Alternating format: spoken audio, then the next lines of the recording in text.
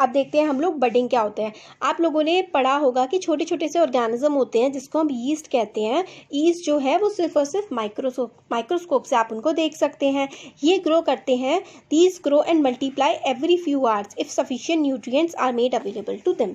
तो ये जो है ना हर आवर काफ़ी ज़्यादा बढ़ने लगते हैं। अगर उनको सही से न्यूट्रिएंट्स मिल जाए ना तो खूब ये यीस्ट जो है ग्रो करते हैं। यीस्ट जो है वो सिंगल सेल ऑर्गेनिज्म है, आपको याद रखना है। ये भी इंपॉर्टेंट है कि यीस्ट क्या मल्टी सेल ऑर्गेनिज्म है? तो नहीं भाई, यीस्ट जो है वो सिंगल सेल, एक ही सेल इसमें प्रेजेंट होता है। एक्टिविटी हम लोग को बताई गई है, activity 12.3 to be demonstrated by teacher. Teacher करेंगे, आप नहीं करिएगा। तो take a piece of yeast cake और a yeast powder from a bakery और अ केमिस्ट शॉप। तो ईस्ट पाउडर जो है ना वो केमिस्ट की शॉप पे, मेडिकल शॉप पे मिल जाता है। एक चुटकी ईस्ट लीजिए और उसको पानी में जो है डाल दीजिए। Add spoon full of sugar, थोड़ी सी उसमें चीनी डाल दीजिए। उसको अच्छे से घुमाइए और रख दीजिए। उसको थोड़े से ऐसे एरिया में रखिए जहाँ पे थोड़ी सी गर्मी हो। 1 घंटे बाद आप देखेंगे, put a drop of liquid on a glass slide and observe under microscope. तो एक ग्लास था जिसमें पानी था, उसमें आपने ईस्ट डाल दिया और चीनी डाल दी। 1 घंटे तक उसको गर्म जगह पर छोड़ दिया। फिर इसमें से थोड़ा सा ड्रॉप लीजिए, आपके वो होती है ना स्लाइड होती है ग्लास की, उसमें एक ड्रॉप यहाँ से निकाल करके इसमें डालिए और माइक्रोस्कोप में ऑब्जर्व करिए। तो आप लोग क्या ऑब्जर्व करेंगे कि ईस्ट के जो सेल है ना वो बढ़ने लगते हैं। और ईस्ट कैसे बढ़ता है? East develops through budding. ये देखिए ईस्ट सेल है, यहाँ पे ऊपर की तरफ बर्ड आ गई, फिर ये एक और बर्ड आ गई, फिर बर्ड्स बढ़ने लगेंगी और बर्ड्स डिटैच हो जाएंगी अपने पेरेंट से। तो reproduction in yeast by budding, this is very important. आप लोगों का asexual form of reproduction का एग्जाम्पल है reproduction in yeast by budding. तो ये जो ए सेक्शुअल रिप्रोडक्शन है इसका ही एक एग्जाम्पल है बडिंग। और बडिंग किस में होती है? बडिंग होती है ईस्ट में, ईस्ट सेल में ये बडिंग होती है। नेक्स्ट आता है small bulb like projection coming out from the yeast cell is called bud. तो ये देखिए ये ऐसे ऐसे करके ये जो है ना ये बड जैसा, इसको हम बड बोलते हैं। तो आपसे पूछा जा सकता है कि ईस्ट में बड क्या होता है? तो यहाँ पे हमें बता रखा है कि स्मॉल बल्ब जैसी जो बाहर निकली, प्रोजेक्शन का मतलब होता है कि बाहर निकली हुई जो चीज़ है उसको हम लोग बड कहते हैं। The bud gradually grows and gets detached from the parent cell and forms a new yeast cell. तो बड क्या होती है? धीरे धीरे ग्रो करती है और ग्रो करने के बाद मैंने आपको बताया ना ये ग्रो कर रही है और धीरे धीरे डिटैच हो जाएगी। डिटैच होने का मतलब है ये अलग हो जाएगी अपने पेरेंट्स से। The new yeast cell grows matures and produces more yeast cell. तो देखिए ऐसे थी, फिर ऐसे करके ये ऐसे हो गई, फिर ऐसे करके ऐसे ऐसे ऐसे बढ़ने लगी, फिर ये बढ़ के अलग हो गई, फिर ये और ग्रो करेगी, ये बड़ी हो जाएगी, फिर इसके ऊपर ईस्ट सेल आ जाएंगे और इसी तरीके से ईस्ट सेल बढ़ते जाते हैं। Sometimes another bud arises from the bud forming a chain of bud. If this process continues, large number of yeast cells are produced in a short time. तो क्योंकि बहुत जल्दी जल्दी बढ़ते हैं, बर्ड्स बनती जाती है, तो काफ़ी सारे ईस्ट जो है ग्रो हो जाता है ईस्ट सेल इस प्रोसेस में। इस प्रोसेस का नाम क्या है? इस प्रोसेस का नाम बडिंग है। और बडिंग किस में होता है? बडिंग ईस्ट में होता है, आपको याद रखना है। अब आता है फ्रेगमेंटेशन। तो देखिए आप ये चीज़ याद रखिए कि फ्रेगमेंटेशन का मतलब हमेशा होता है टुकड़ों में टूट जाना, फ्रेगमेंट हो जाना। तो आप लोगों ने देखे होंगे, कभी आप लोग तालाब वगैरह में गए होंगे तो तालाब पे कुछ ग्रीन ग्रीन सा फैला हुआ सा नहीं होता है? तो you must have seen slimy green patches in pond और in other stagnant bodies. Stagnant का मतलब होता है जो चीज़ रुकी हुई होती है। रुके हुए पानी में आप लोगों ने देखा होगा कि हरा हरा सा कुछ तैर रहा होता है, और जो हरी हरी सी चीज़ तैर रही होती है ना वो क्या होती है? वो एल्गी होती है। तो when water and nutrients are available, algae grow and multiply rapidly by fragmentation. तो जो algae होती है, जब वाटर प्रेजेंट है, अच्छा खासा पानी, और न्यूट्रिएंट मतलब जिन चीज़ों की उनको ज़रूरत है algae को वो प्रेजेंट है, तो algae क्या होती है? एक होती है, फिर वो ब्रेक होके 2, फिर ये 2 और ब्रेक होती है, तो मतलब फैलते जाते हैं, बहुत ज़्यादा ये बनते जाते हैं algae. And alga breaks up into 2 और मोर फ्रेगमेंट्स। एल्गा क्या होता है? टूट जाता है 2 या 2 से ज़्यादा में। दीज फ्रेगमेंट और pieces grow into new individual. तो ये जो टूट जाता है ना, एल्गा टूट गया, सपोज करिए इतने पार्ट्स में, ये नए इंडिविजुअल बन गए, ये नए इंडिविजुअल और फर्दर पार्ट में टूट जाएंगे। तो इस तरीके से ये ग्रो करने लगते हैं। This process continues and they cover a large area in a short period of time. और बहुत ही कम टाइम में बहुत एरिया कवर कर लेंगे। तो ये देखिए ये एल्गा था पहले 1, अब ये 2 में टूट गया, ये फर्दर 2 में, ये फर्दर 2 में, फिर और ऐसे करके ये डिवाइड होते हुए चले जाते हैं। तो ये जो प्रोसेस होता है ना जिससे ये ब्रेक हो रहे होते हैं, इस प्रोसेस को हम लोग फ्रेगमेंटेशन का प्रोसेस कहते हैं।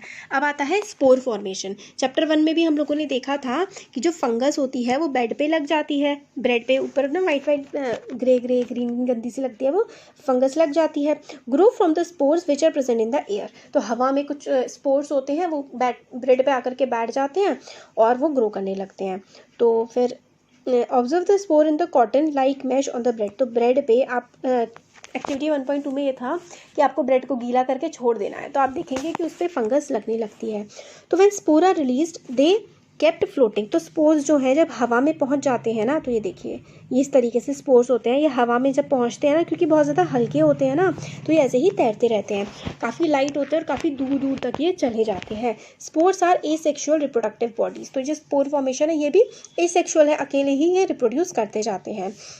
हर स्पोर के बाहर एक काफ़ी हार्ड सी कवरिंग होती है coat to withstand unfavourable condition such as high temperature and low humidity, तो अगर बहुत ही ज़्यादा गर्मी भी हो जाए, बहुत ही ज़्यादा कम पानी भी हो जाए, तो भी ये खुद को प्रोटेक्ट रख सकते हैं, क्योंकि इनके बाहर एक बहुत ही स्ट्रॉन्ग कवरिंग होती है। So they can survive for a long time, ये बहुत ही लंबे समय तक जिंदा रह सकते हैं। Under favourable condition spore germinate and develop into new individual, अगर इनको अच्छी कंडीशन मिले तो स्पोर जो है बढ़ते जाते हैं, तभी तो खाना सड़ जाता है।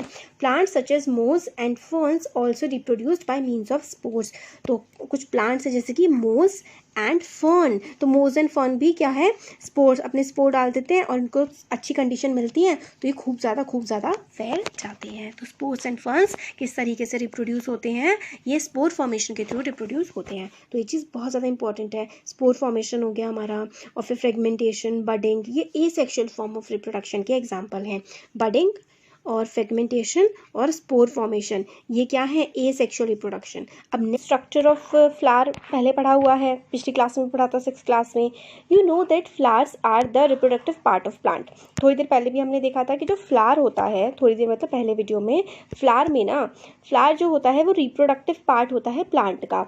उसमें क्या होता है, stamen are the male reproductive and the pistil is the female reproductive part. तो आप लोगों को ये याद रखना है, ये चीज़ इंपॉर्टेंट है, एग्जाम में ये पूछा जाता है बहुत ज़्यादा, कि जो मेल रिप्रोडक्टिव पार्ट होता है प्लांट का, उसको क्या कहते हैं हम लोग, उसको हम कहते हैं स्टेमिन। अब देखिए एक इजी वे बताती हूँ मैं याद करने का। मेल का मतलब क्या होता है, आदमी, यानी कि मैन, और स्टेमिन, मैन आ रहा है ना यहाँ पे, तो बस याद कर लीजिए कि जो स्टेमिन है वो मेल रिप्रोडक्टिव पार्ट होता है, और फिर उसके बाद फीमेल रिप्रोडक्टिव पार्ट पिस्टल होता है। आप उससे अब दूसरा वाला तो याद रह ही जाएगा, जब एक आप देखेंगे कि स्टेमिन, मैन आ रहा है, तो यानी कि मेल रिप्रोडक्टिव पार्ट है। तो इस तरीके से आप लोग याद कर सकते हैं। अब एक्टिविटी आती है 12.4। तो take a mustard, China rose, petunia flower and separate its reproductive parts. तो क्या करिए कि या तो मस्टर्ड जो होते हैं ना, सरसों का पौधा लीजिए, और उसके जो रिप्रोडक्टिव पार्ट, जो उसका फूल वाला पार्ट होता है, आपके टीचर आप लोग को बता सकते हैं, थोड़े छोटे छोटे दाने होते हैं, उसको अलग कर दीजिए। Study the various parts of the स्टेमन and pistol, तो स्टेमन क्या था, मेन है ना इसमें, तो यानी कि मेल रिप्रोडक्टिव पार्ट है, और पिस्टल फीमेल रिप्रोडक्टिव पार्ट है। flowers which contain either only pistil or only stamen are called unisexual flowers। तो देखिए क्या होता है ना कि बहुत सारे फ्लावर्स होते हैं जिसमें स्टेमन पिस्टल दोनों होते हैं, बट कुछ ऐसे फ्लावर्स होते हैं जिसमें या तो सिर्फ स्टेमन होगा या तो सिर्फ पिस्टल होगा। तो ऐसे प्लांट्स, ऐसे फ्लावर्स जिसमें एक होगा, दोनों में से, स्टेमन या पिस्टल में से कोई एक ही प्रेजेंट होगा, उसको हम लोग यूनिसेक्सुअल कहते हैं। देखिए यूनि जो शब्द है ना, इसका मतलब ही वन होता है, तो यहाँ ठीक है, ये वाली चीज़ आप बिल्कुल याद रखिए कि जो यूनि वर्ड है ना, इस यूनि शब्द का मतलब वन होता है। तो जब कहीं पर आप लोग दिखें कि यूनिसेलुलर यानी कि एक ही सेल है, यूनिसेक्सुअल यानी कि एक ही सेक्स है, यानी कि स्टेमन और पिस्टल में से कोई एक ही प्रेजेंट है, या तो फीमेल प्रेजेंट है या फिर मेल प्रेजेंट है। और flowers which contain both stamen and pistil are called bisexual plant. तो फ्लावर जिसमें स्टेमन या फिर पिस्टल दोनों प्रेजेंट होते हैं, स्टेमन और पिस्टल दोनों, S+P, मेन भी है और पिस्टल भी है, तो वो क्या हो जाएंगे, वो हो जाएंगे बाइसेक्सुअल फ्लावर्स। तो कॉर्न, पपाया, कुकुम्बर, ये क्या होते हैं, यूनिसेक्सुअल फ्लावर्स। अब आपको एग्जांपल याद करने ज़रूरी है, क्योंकि MCQs में और आप लोगों के मतलब आता है, इंपॉर्टेंट है ये। तो जो कॉर्न हो गया, कोई भी 2 एग्जाम्पल याद कर लीजिए, कॉर्न हो गया, पपाया हो गया। कॉर्न क्या होता है, भुट्टा, तो पपाया ये क्या होता है, यूनिसेक्सुअल होता है, तो या तो इसमें सिर्फ मेल पार्ट होगा या तो सिर्फ फीमेल होगा। और ये जो मस्टर्ड, रोज और पेटूनिया जो है, ये बाइसेक्सुअल प्लांट्स होते हैं, इसमें पिस्टल भी होता है और स्टेमन भी होता है। तो देखिए स्टेमन क्या है। स्टेमन के भी फर्दर दो पार्ट होते हैं। स्टेमन के पार्ट होते हैं एंथर, एक जो ऊपर वाला ऐसे करके फ्लावर में इस तरीके से होता है ना, ऐसे इस तरह से, ये क्या होता है, ये हमारा स्टेमन होता है। स्टेमन का जो ऊपर वाला पार्ट होता है ना, इसको हम लोग एंथर कहते हैं और नीचे वाले पार्ट को हम लोग क्या कहते हैं, फिलामेंट कहते हैं। तो स्टेमन के जो अपर पार्ट होता है उसे एंथर कहा जाता है और जो लोअर पार्ट है उसको फिलामेंट कहा जाता है। अब देखिए ये है पिस्टल। पिस्टल का पार्ट यहाँ पर आता है, पिस्टल है। अब पिस्टल में भी काफ़ी सारे पार्ट्स होते हैं। तो ये देखिए यहाँ पे क्या कर रखा है ना, ये तो है बंद पार्ट जो आपको बाहर से दिखेगा, और ये है उसको अगर हम काट देंगे तो क्या होगा, काट के अंदर से कैसा दिखेगा वो। तो इसका जो पिस्टल का ऊपर वाला पार्ट होता है उसको हम स्टिग्मा कहते हैं, जो ऐसे लंबे वाला पार्ट होता है इसको हम स्टाइल कहते हैं, और जो ऐसे उभरा उभरा पार्ट होता है इसको हम ओवरी कहते हैं। और ओवरी के अंदर ना ओव्यूल्स प्रेजेंट होते हैं, ओवरी के अंदर ओव्यूल होते हैं। अब आपको लग रहा होगा इतना सारा कैसे याद होगा, तो देखिए याद करना पड़ेगा। बायो की ना यही प्रॉब्लम है कि बायो में रटना बहुत पड़ता है, तो रटना थोड़ा सा पड़ेगा, थोड़ा सा तो आपको करना ही पड़ेगा। तो ये देखिए स्टेमन है, स्टेमन का अपर वाला पार्ट एंथर होता है और लोअर वाला जो पार्ट है उसको हम लोग फिलामेंट कहते हैं। और नीचे तो जो देखिए ये पिस्टल है, पिस्टल के सबसे ऊपर स्टिग्मा, फिर उसके नीचे स्टाइल, फिर ओवरी, और ओवरी के अंदर ओव्यूल्स प्रेजेंट होते हैं।